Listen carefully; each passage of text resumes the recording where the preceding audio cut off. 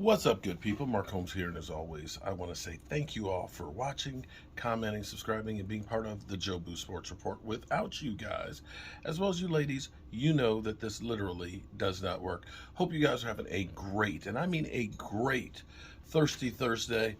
It is pouring cats and dogs outside, and we have some news. The Dallas Cowboys, we can't seem to catch a break with this damn illness thing.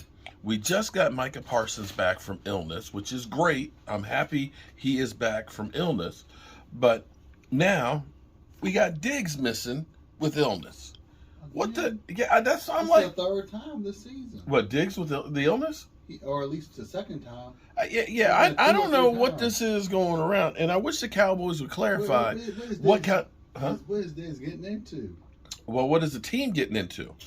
It's just kind of cray. It's cray with what's going on. I don't know. I have no idea what's going on with it, but it is what it is. So Diggs misses practice, and this one is a little more concerning because it's the day after tomorrow that we actually play.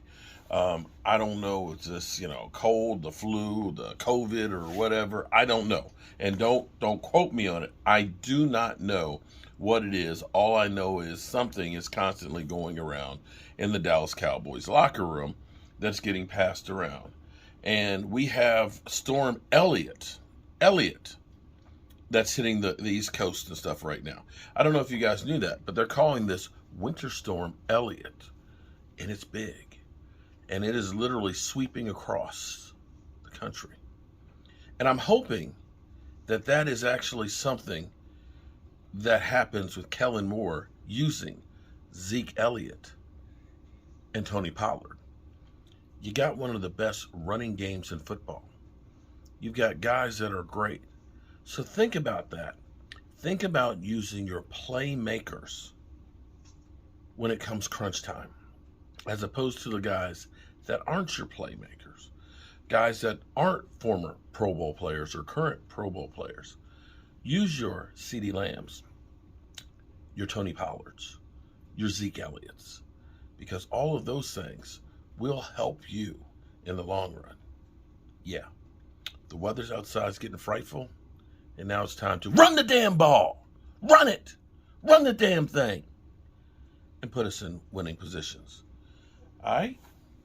One other thing, I was out and about with the wife for a couple hours here, having to run some errands. She was trying to get her phone, and we went to Best Buy, and then we went to T-Mobile. T-Mobile didn't have it, but she ordered it, so it'll get delivered eventually at some point when they make some more of them and things.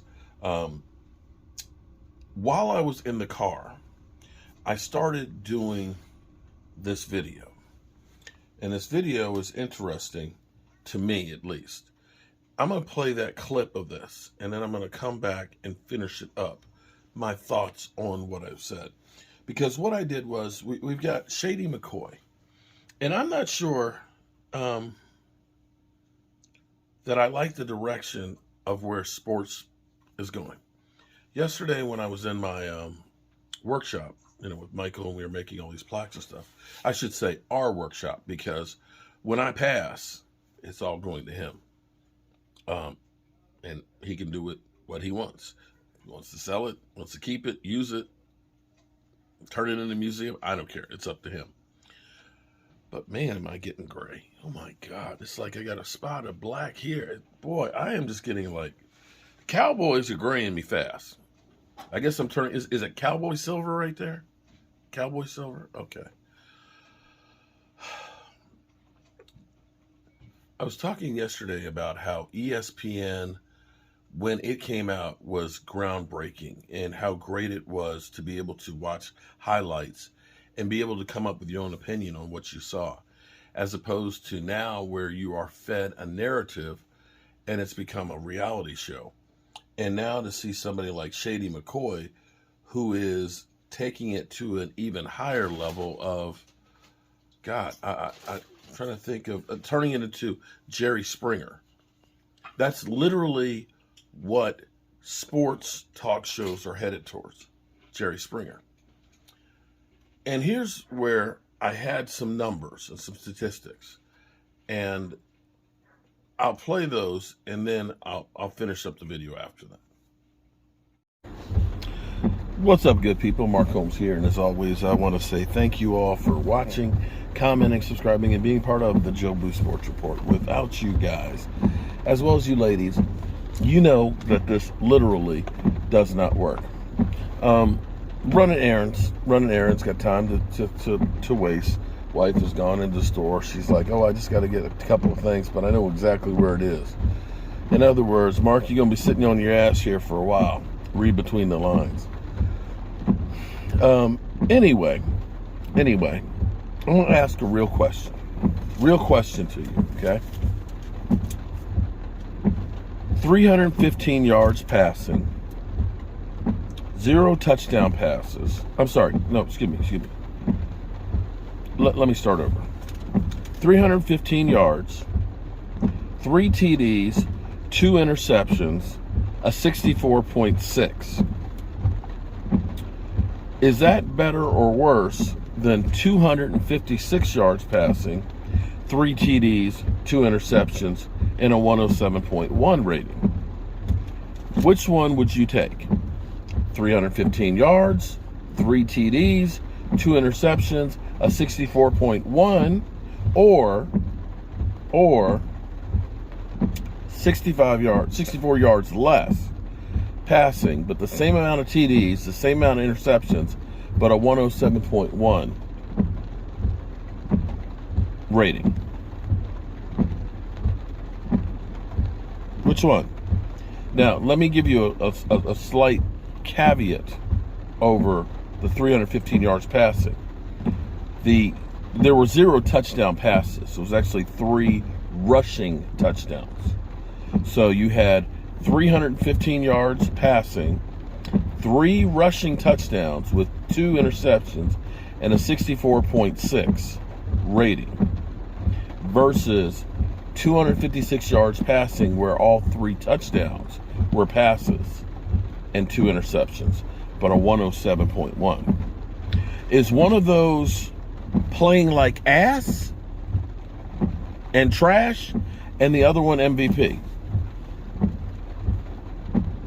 Because that's what Shady McCoy is trying to tell you. Jalen Hurts, first half, had 2 awful, horrendous interceptions. And I know the Eagle fans are going to say, oh man, they Mark all in his feelings. No, I'm trying to actually point out, not only to you Eagle fans, but actually the Cowboy fans, that because quite frankly, Cowboy fans are even worse when it comes to Dak Prescott than other people. Hold on. All right, so that was my thoughts in real time while I'm sitting out in the car waiting for the wife. But to have Shady McCoy go through and literally tell you Dak Prescott's playing like ass. He got the easiest job in football. We got CeeDee Lamb, who's a Pro Bowler, who's playing great. Michael Gallup is missing in action. And you're going to tell me Noah Brown is a game changer? When we look at the Eagles situation where, we're conceding that they get the best offensive line in football, that A.J. Brown is a hell of a deep threat and a great pickup, that Devontae Smith is becoming a really good wide receiver. And that's not even, and of course you got Dallas Goedert, who's coming back with the best offensive line. And Miles Sanders is a really good running back. So when you want to talk about, the easiest job in football, you could look and say that job versus what he's got with the Cowboys, where we've got a rookie left tackle, where we literally just got back our best offensive lineman who's still rusty, where, our best tight end has been playing with a messed up PCL. Okay. And so as we talk about Dak Prescott playing like ass, one of the other numbers I forgot to put in that video was, in the Jaguars, the Cowboys had 76.7% completion percentage in that game. 76.7. 256 yards. Dak throws for 3 TDs. And even with the 2 interceptions, still has a 107.1 rating. Jalen Hurts had a 59.5% completion percentage, 315 yards, 2 interceptions and a 64.6. Now, he did run the football well. He did have 3 touchdowns. But in the end, Dak has 3 touchdowns. Shady has 3 touchdowns. Jalen Hurts has 3 touchdowns. They both have 2 interceptions.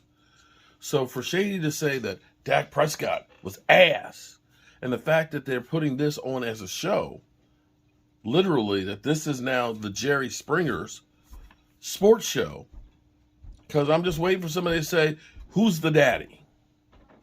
Who is the daddy? You are not the father. Because that's literally where it's headed right now. All right.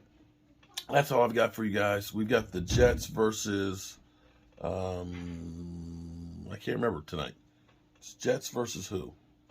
Well, I think it's the Jaguars. The Jaguars. The Jets versus the Jaguars. That's it. It's JJ. Jets and Jags. Game tonight. We'll be live streaming tonight and everything else as we get ready for the weekend. You'll see if Primetime Phil and Game Time can chime in with us as well. Hope you guys are having a great day. Mike, shout out to Michael. He's been taking care of. I was like, I gotta get back so I can varnish these pieces. Mike is good. He is so good. The finish that he's got on there, he just hand sands them with that 320 grit sandpaper and then varnishes. And there's no brush marks and stuff. I got to tell you, I am the luckiest father in the world to have the wonderful kids that I do. Seriously. All right. And maybe I need to get some of that, that beard dye, because this shit is getting outrageous now. Damn. I'm getting a gray frosting up here. What the hell? Peace.